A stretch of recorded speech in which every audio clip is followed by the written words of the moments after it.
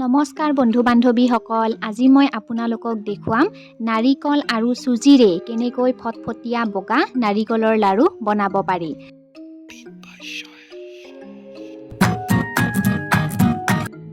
ফটফটীয়া বগা নাৰিকলৰ লাড়ু বনাবলৈ হ'লে প্ৰথমতে নাৰিকলটো বহুত ভাল হ'ব লাগিব। এয়া চাওক, নাৰিকলটো এনেকুৱা চাফা হ'ব লাগিব।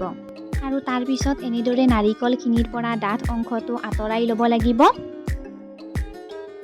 আৰু তাৰ পিছত এই পাতল কলা অংশখিনিও আঁতৰাই ল'ব লাগিব।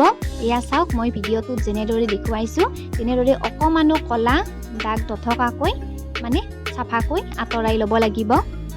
এয়া চাওক, মই এপিচ নাৰিকল হাতত লৈ দেখুৱাইছোঁ। অকণমানো কলা অংশ নাই, অকণমানো কলা দাগ নাই, ইমান পৰিষ্কাৰকৈ লৈছোঁ।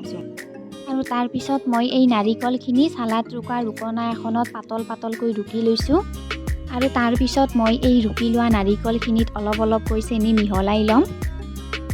মই চেনি অলপ কম হোৱা যেন পালোঁ, সেইবাবে আৰু অলপ লৈ লৈছোঁ। পিছত 1 ঘণ্টামানৰ বাবে মই ৰুকি লোৱা নাৰিকলখিনি এনেদৰে থৈ দিম। আকৌ নাৰিকলৰ লাডু বনাবৰ বাবেও ডাঠ অংশখিনি আঁতৰাই এনেদৰে সৰু টুকুৰা কৰি লৈছোঁ। আৰু এতিয়া মই নাৰিকলখিনি মিক্সিত গ্ৰাইণ্ড হ'বলৈ দিম। আৰু আপোনালোকে নাৰিকলখিনি গ্ৰাইণ্ড হ'বলৈ দিওঁতে এটা কথা মন কৰিব যে নাৰিকলৰ পৰিমাণ কমকৈ লৈহে গ্ৰাইণ্ড হ'বলৈ দিব, তেতিয়া সোনকালে গ্ৰাইণ্ড হয়। মই টোটেল যিখিনি নাৰিকল লৈছিলোঁ তাৰে 2টা ভাগ কৰি লৈছোঁ। প্ৰথম ভাগটো মোৰ গ্ৰাইণ্ড কৰা হ'ল, তাৰপিছত সেই ছেম প্ৰচেছতে এইবাৰ দ্বিতীয় ভাগটো মই গ্ৰাইণ্ড কৰি ল'লোঁ। এয়া চাওক, খুব সুন্দৰকৈ একদম মিহি হৈছে, চাওকচোন। আৰু এতিয়া মই এই নাৰিকলখিনিত চেনি মিক্স কৰিম। এটা নাৰিকলত 1 কাপ চেনি ল'ব লাগে। আৰু যিহেতু মই এটা নাৰিকল গোটেই লোৱা নাই, মাত্ৰ এফালহে লৈছোঁ, সেয়েহে মই ইয়াত 5-6 চামুচমান লৈ লৈছোঁ। মই 1 ঘণ্টামানৰ বাবে নাৰিকল আৰু চেনিৰ মিশ্ৰণটো তেনেদৰে ৰাখি থ'ম। আৰু তেতিয়ালৈকে মই এই চুজিখিনি ভাজি ল'ম। এই নাৰিকলখিনিৰ লগত অকণমান কৰ্পূৰ মিহলি কৰি ল'ম। আৰু অকণমান কৰ্পূৰ মিহলি কৰিলে ভাল এটা স্মেল ওলায়, সেইবাবে এইটো অপশ্যনেল হয়, আপোনালোকে নল'বও পাৰে।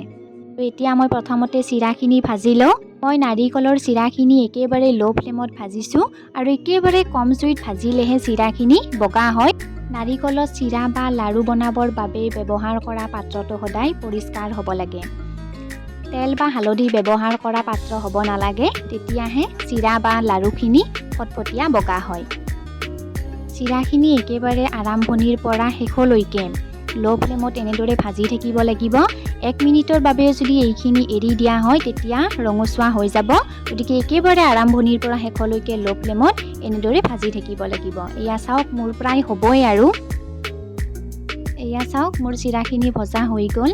চিৰাখিনি চাওক, এনেদৰে এটা এটা হ'ব ধৰিছে, এইখিনি ভজা হৈ গ'ল। অকণমানো ৰঙচুৱা পৰা নাই, চাওকচোন।